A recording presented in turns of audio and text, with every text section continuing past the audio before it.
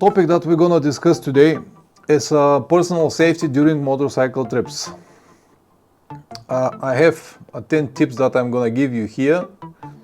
If you watch my channel regularly, I usually always talk about all of this, but it will be a good reminder once again for you and for everyone who is going to watch the stream after that.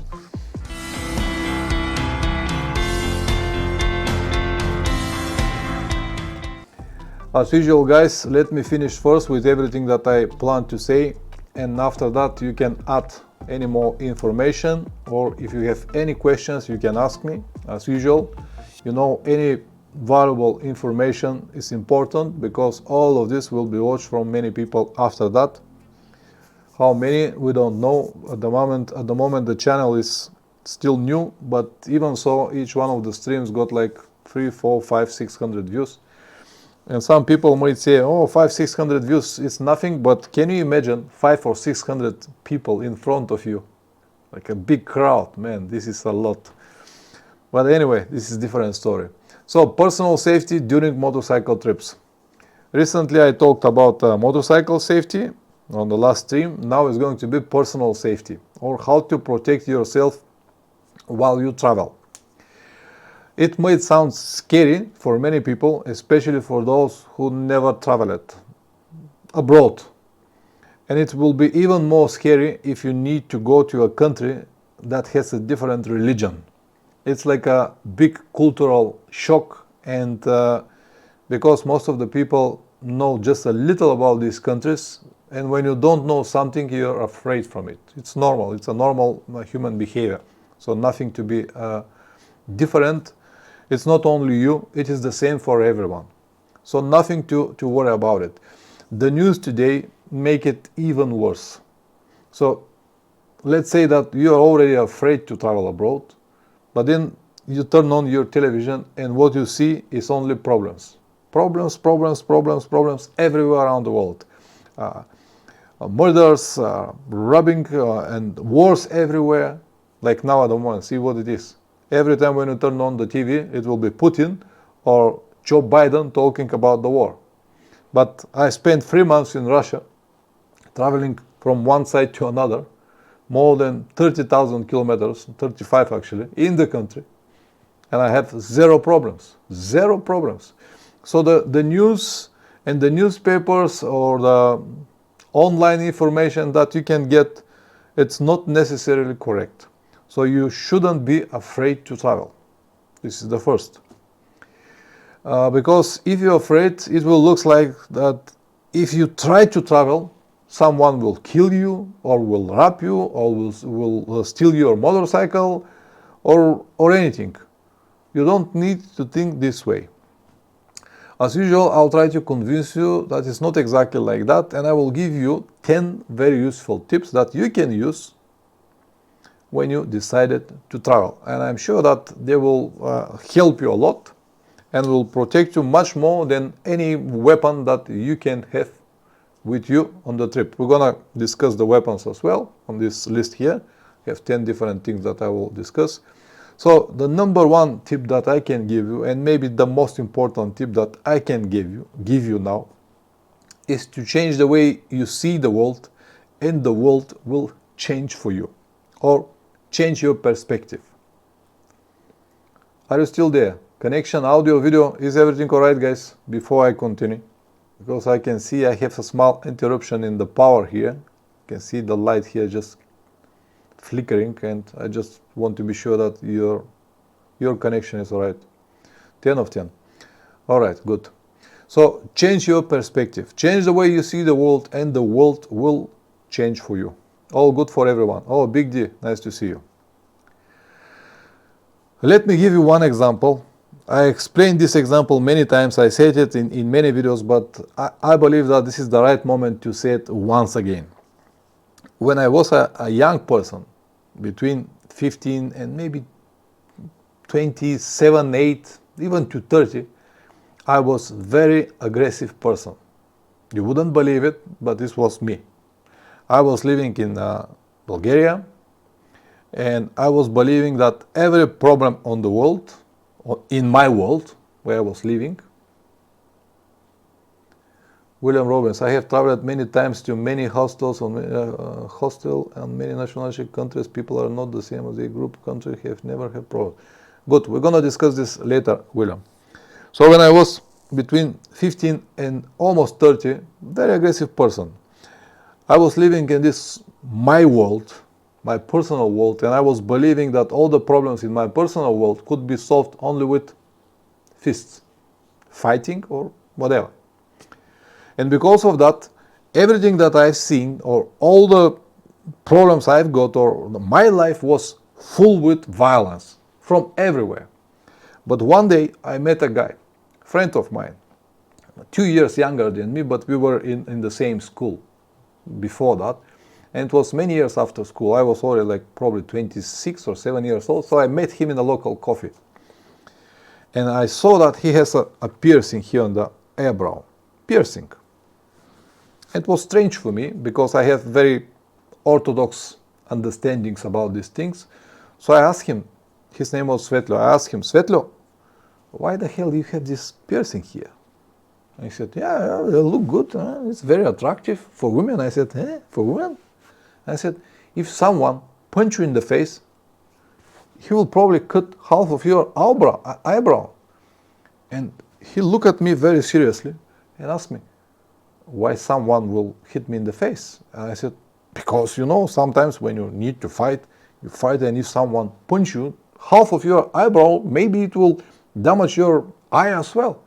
And he asked me once again, yeah, but why I have to fight and why someone need to punch me in the face? I said, don't need, but you know, shit happens. Sometimes you have arguments with someone on the streets or in the coffee or in the discotheque, whatever, in the club, and shit happens and someone may punch you and this will make a lot of problems. And he looked at me for the third time already and asked me again, why I have to fight? I never fight. Is this the only problem to solve? Is this the only way to solve all the problems? And I'm insisting, explaining that this is where men sometimes will fight and you can have this and that and that and that. And he was looking at me like a white wall. He couldn't understand anything I was talking about. And he said, listen, I never fight. It's not my journey. I never fight. Oh, sorry, I have to do something here. Okay. He said, I never fight with people. I don't need to fight. And then I realized that I start thinking slowly. I got the idea that he was just different. In his life, in his world, in his small world, the things were different because his perception was absolutely different. He never fight with people. He never got a problem with people. That's why he cannot even understand me. Now when I'm thinking now from my perspective, that the perspective that I have now, 20 years later or whatever years later, I can see that I was very stupid person. I was not understanding the world. And now if you ask me, in my new world, is there any crime or problems or violence? I'll say no. I never had this. I couldn't remember when was the last time when I needed to argue with something. I'm not talking even to fight with people. But I couldn't remember when it was the last time. I hope that this long story will tell you something, or you'll understand what I mean. But if you change your perspective, the world will change for you, and it is not going to be a scary place anymore, because usually people are good everywhere. So change the way you see the world, and the world will change for you. Number 2, you need information. You need information. Forget about television and newspapers. You need a real information, because all televisions and all newspapers or all information that you can find online, most of the information, 90% of the information, is usually there to see it, to brainwash you, or to show you another perspective that you don't need. Find a trustful source of information. Whatever you find trustful, it needs to be, when I say the word trustful, you understand what I mean. So you don't need to believe to everyone, you don't need to believe to the news or every information that you can find. Read books, real stories. Watch videos about the place that you plan to go. If you plan to go, for example, let's imagine that you plan to go to Africa, and read books about Africa. Real stories. Watch videos. So many videos from Africa today. If you just type in on YouTube, motorcycle trip in Africa, you'll see at least 10, 20 different trips, and you'll see real places with the eyes of a traveler who is over there. Does not need to be with a motorcycle, could be with anything, but you'll have at least an idea what is the situation with the roads, what is the behavior of local people. Read some books, some more, dive deep, and seek for information that might be useful for you. Find people who already been there and talk with them. This will be maybe the most trustful source of information that you can have. Even though it's not 100% secure or safe, but it's a lot of information. So if you ask me now about Russia, I will tell you what it is, because I spent so many days over there. I will tell you what it is. So you need a trustful source of information. Ask people, read books, learn about different cultures and traditions in this country. This will help you to understand how people think and eventually to avoid some problems if you know their traditions. So if you know that they, for example, if you go to a Muslim country, it's not really good to go with shorts. It's more respectful to go with long pants. Even though when you're a tourist, I don't think that anyone will make you a problem, but you should know this. Or for women, for example, they should have some kind of trousers. They need to cover their hair. So this is information that you need to know in advance, and it will help you once you get there. Learn what is the proper way to behave in that country. This is also very important. You know, in some countries you might go away if you start to argue with people on the street, but in some other countries this might be a big problem. That's why it's good to know how to behave in this country, and you can find a lot of information, as I said already. Trustful source of information. Number 3, religion. This is very sensitive topic, and some people get really upset because of different religions. So respect their religion and don't flock with yours. This is the first that I can give you, or I can tell you. I'm Christian, but when I'm going to different countries, it doesn't matter, Muslims or Buddhism or whatever, I never flock with my religion. If anyone asks me, are you Christians? I will say, yeah, I'm Christian, but I'm not walking around with a big cross here to upset people, if you understand what I mean. Or with a big tattoos with crosses everywhere, or here. So I'm Christian. No. I'm just a man. I'm a visitor. That's it.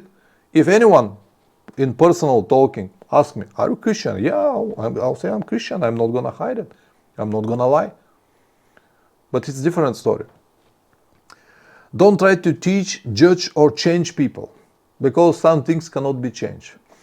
I understand that our understandings, or the Western world understandings for how to treat women, is different, but it is their country. We're not there to change the rules, change traditions that are lasting for thousands of years because you just visit the country. Some things cannot be changed. Many people tried and they couldn't. So some things cannot be changed. Stop believing that your country or your religion are the best. Your country and your religion are the best. Your country is just your country. Okay, I'm coming from Bulgaria. I cannot even think that my country is the best of the world, or my religion is the best because I'm a Christian.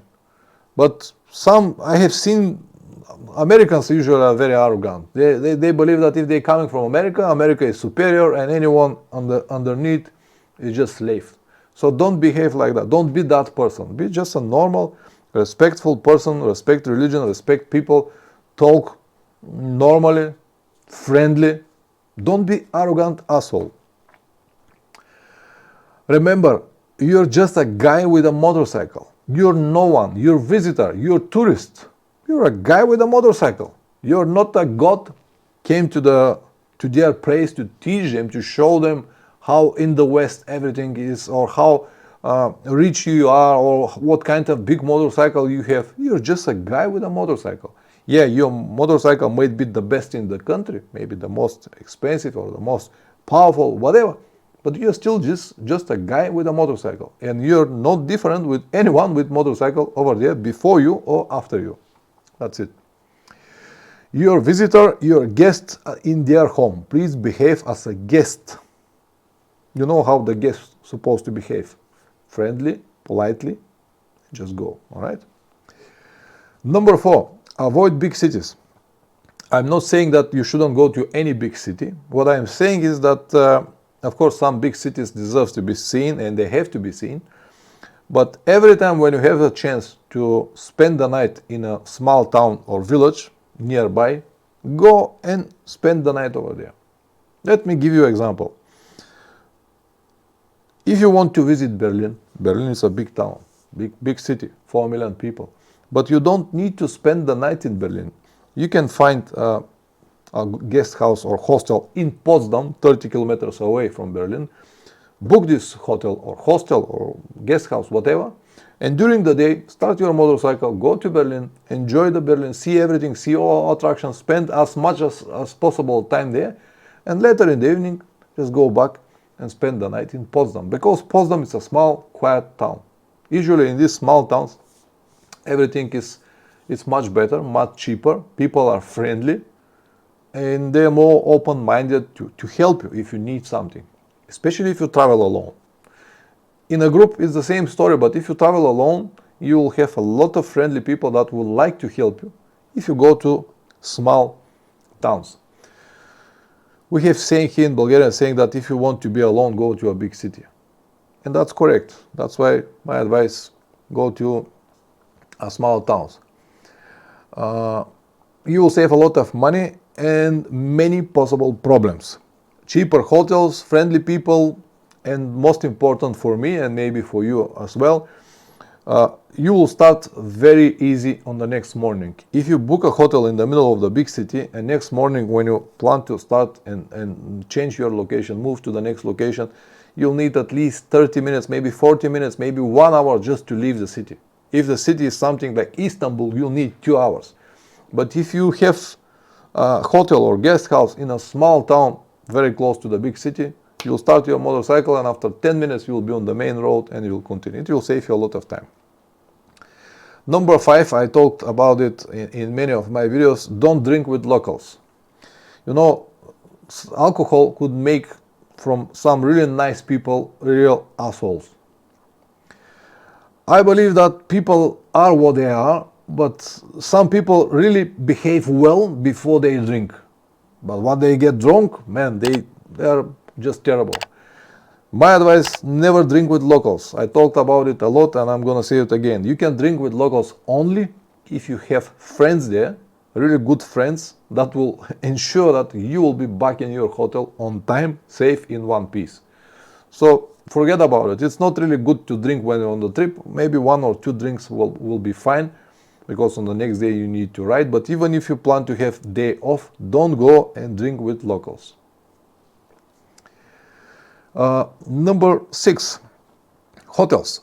Always choose a normal, not expensive hotel. A few reasons why. You don't need to show that you're one of those rich guys. Number 1. Don't look like a fish ready to be eaten, if you understand what I mean. Don't look like a victim. If you park your fancy motorcycle in front of fancy hotel, probably some people will notice it. And if these people got some different ideas about you, they might attack you. But if you park your motorcycle to a normal hotel, just a normal hotel, and this is more from the security, I talked about it on the last stream, but try to hide your motorcycle before everyone see it. This is a good tip. And then don't be like a very rich guy that go like this and show his possibilities everywhere. So be friendly with locals, but don't tell them your plans. You can tell them briefly where you're going or what is the idea, but you don't need to explain every one of the steps of your plans, especially if the people or the person who talk it's very curious. Where you will be tomorrow, what road you're gonna take, or how you're gonna do. You don't need to explain all of this. Just to keep the conversation, you can tell them simple things. For example, I'm from Bulgaria. I plan to go to Magadan. What road, from where, what time you're gonna start? I don't know yet. Tomorrow, we'll see. I might start tomorrow, might start the day after tomorrow. I don't know. What will be your next destination? I did not plan yet. We'll see. So you don't need to explain the whole plan. Because from one side, this might be useful. They might give you some advice or something like that. And I always recommend to talk with locals about the roads and everything. But it also could be the other way around. So yes, you should talk with locals. You should take as much as possible information, but without giving your personal information back, if you understand what I mean. So try to take as much as possible information about the area, about the roads and everything, without explaining everything about your plans. This will help you a lot, because you never know what kind of people you will meet. Number 7, money. Be careful with your cash and keep as little as possible with you always. You know, cash is a huge temptation. If people see it, even good people could become not so good people, because especially if you go to some really poor areas where people need to work so hard to earn just a little money, and when they see a huge amount of cash, they might change their mind from good people to become not so good people. So that's why my advice is always keep as less as possible cash. Nowadays, in so many places around the world, you can have an access to a cash machine and you can draw the money that you need for the day.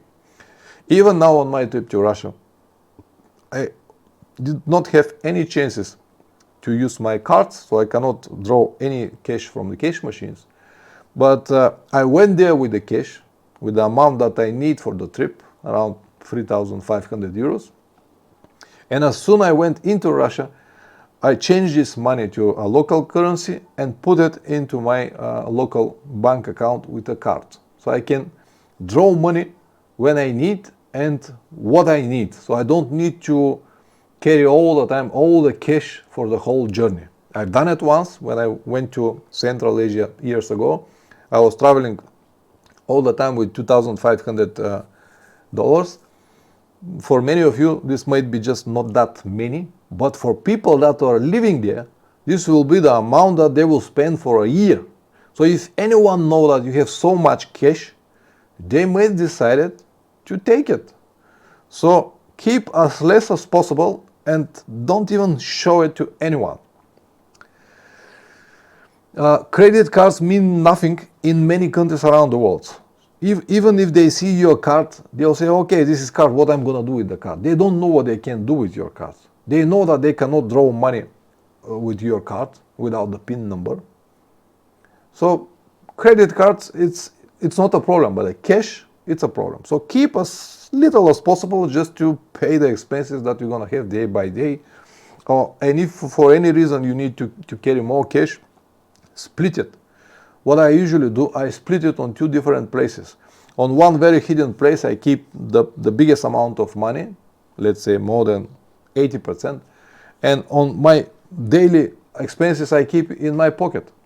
So if anyone look at that or is very close to me and watching me how I'm paying the bills or anything, he'll see that I use just a little amount to pay my bills. And he might assume that, okay, he has a little cash, no need to do anything. But if you take a big bowl, like a $2,000 or $3,000 like that, and pay $10 for your hotel or for your petrol, it's a different story. I hope that you understand what I mean. So hide the money and on different places, and for the daily expenses, just use the minimum that you will need for the day. That's it. This will help you a lot.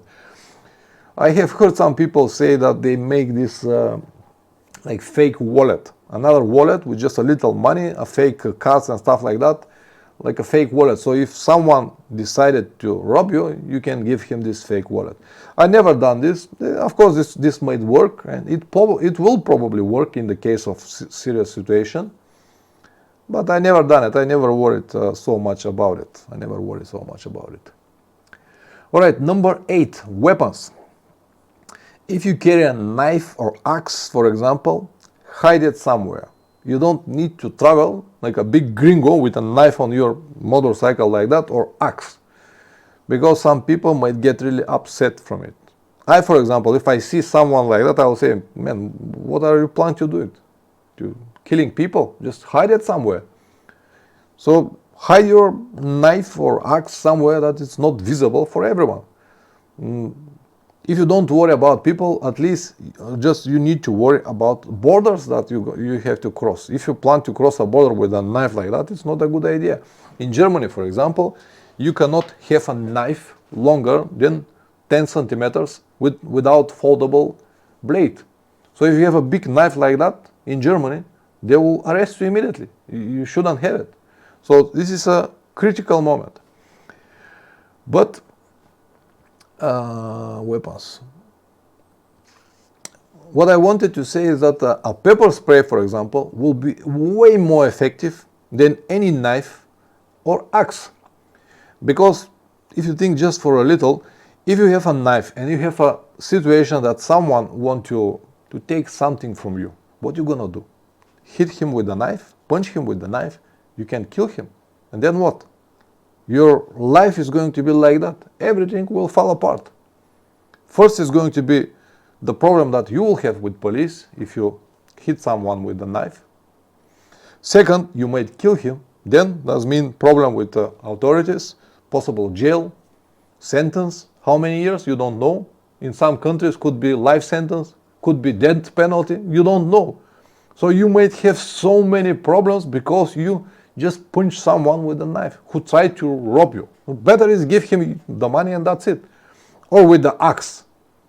What are you, a Viking, killing people with axe?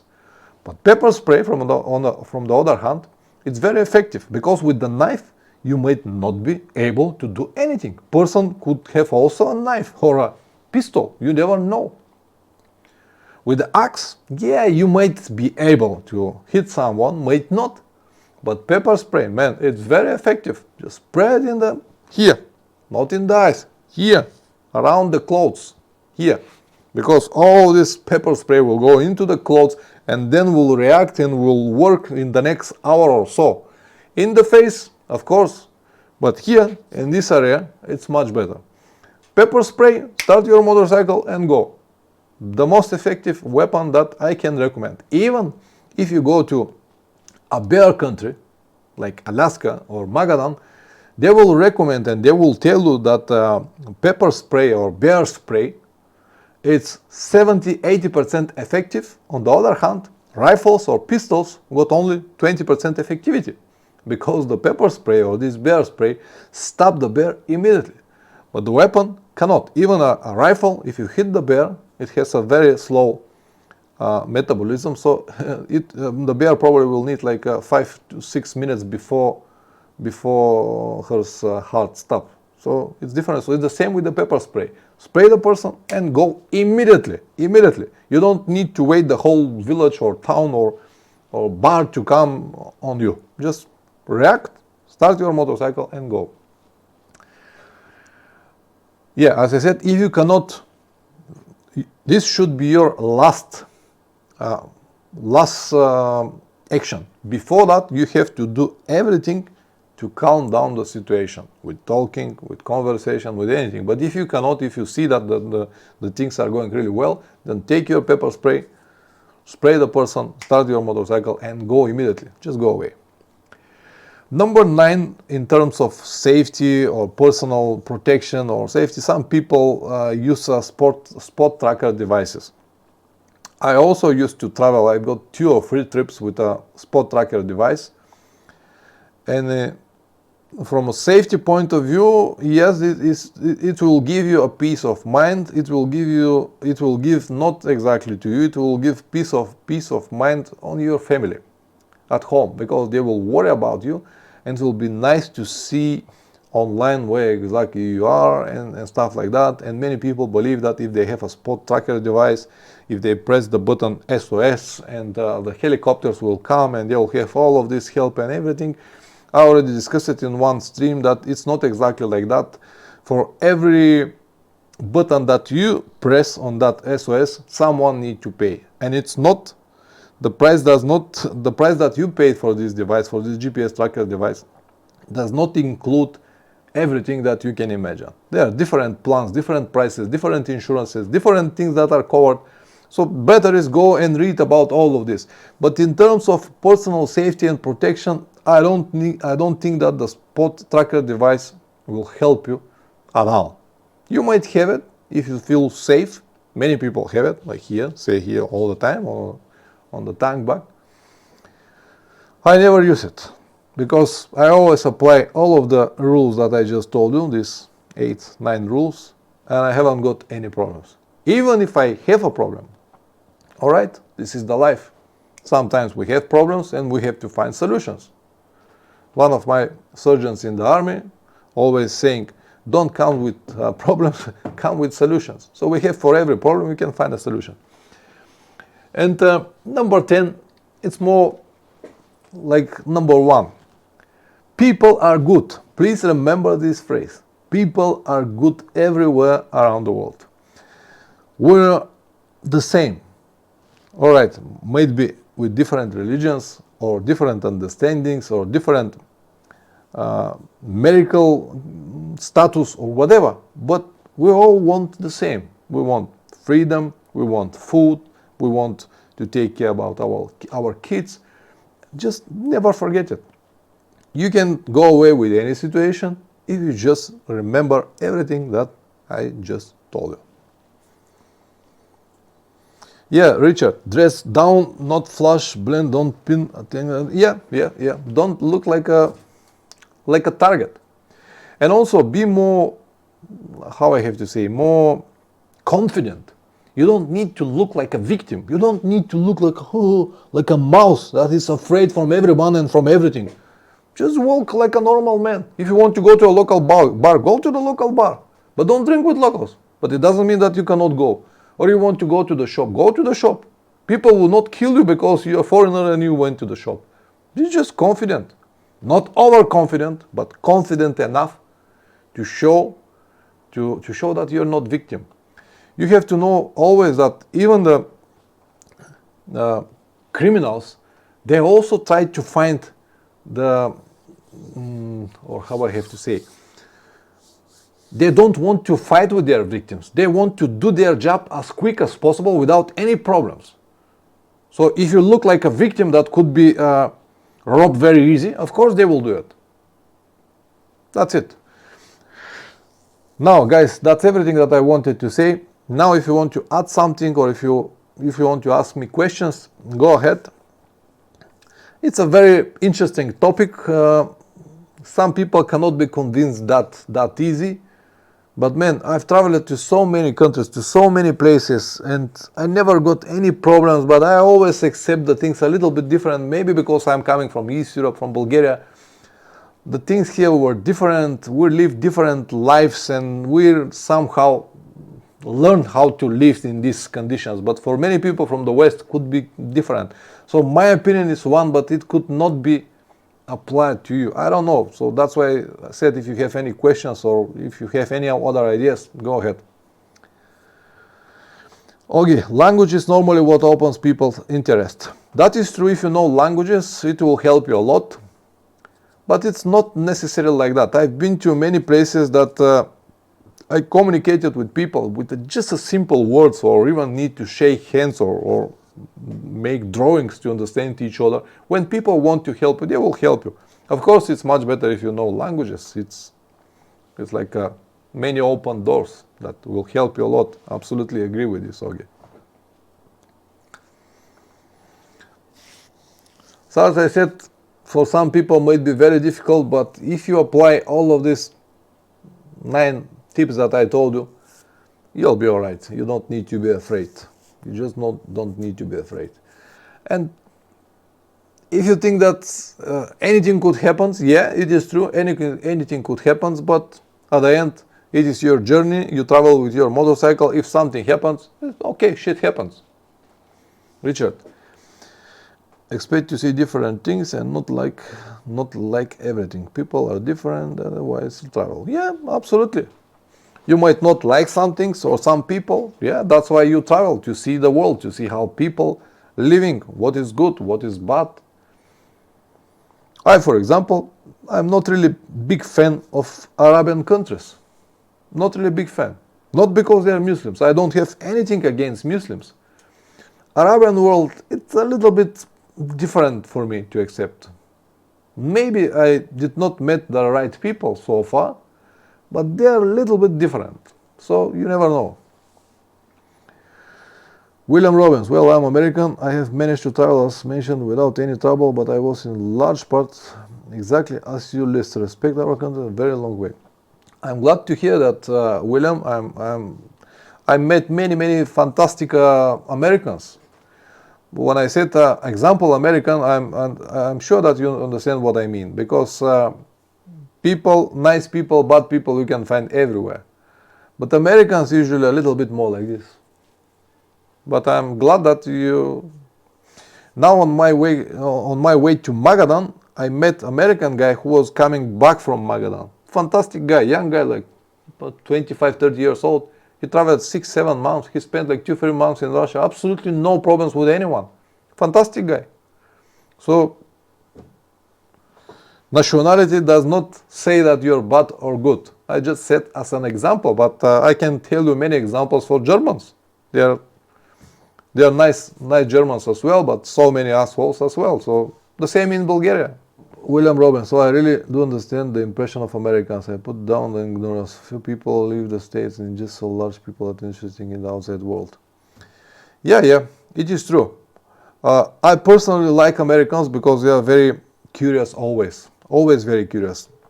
Because America is fantastic big country, but they don't have much history. And when they come here, and they are so interesting in history, they are like sponge. They try to absorb everything, and that's why I like Americans.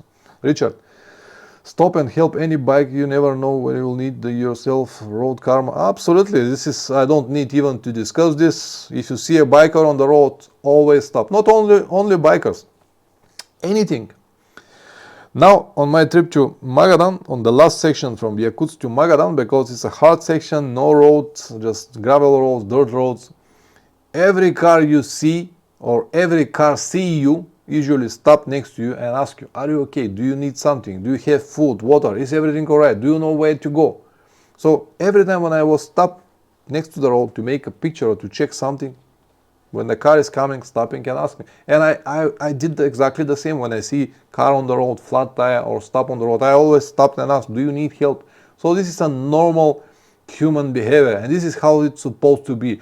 But here in the Western world, we moved away so far from all of this. In Bulgaria, people used to be so nice. They're always stopping on the road and help each other.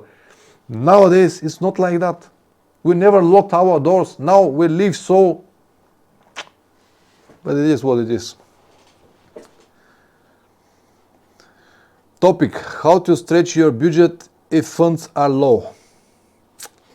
Good question. We can talk about it, Richard. You know, in almost every one of my trip, funds are low. You know, you plan something, and usually the plans are changed. We're gonna discuss it. I will tell you what you can do to stretch the budget or to minimize the costs in these situations, because as I told you, in almost each one of my trips I've got this problem. Even though I've got now sponsors, I have a lot of time to prepare every trip. The budget is never enough. Sponsors never pay me everything, the whole trip from the beginning to the top. There is a lot of money involved before the trip. You have to prepare everything, spare parts, tires and stuff like that. And then it's during the trip, there are some unexpected situations.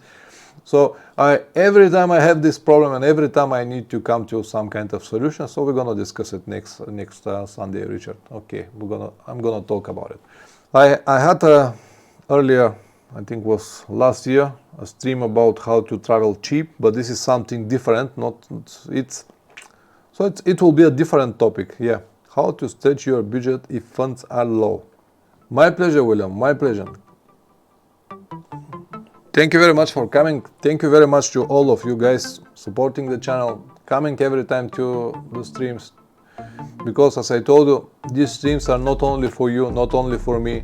I know the information, maybe you know the information, but so many people, especially young people, will watch their streams. They will have their dreams to travel around the world. They will have so many questions. They will be like sponges, like Americans in Europe. They will want to know everything. That's why all the information that we all collect together from our experience is so valuable and important. All right, guys. See you next week. Bye.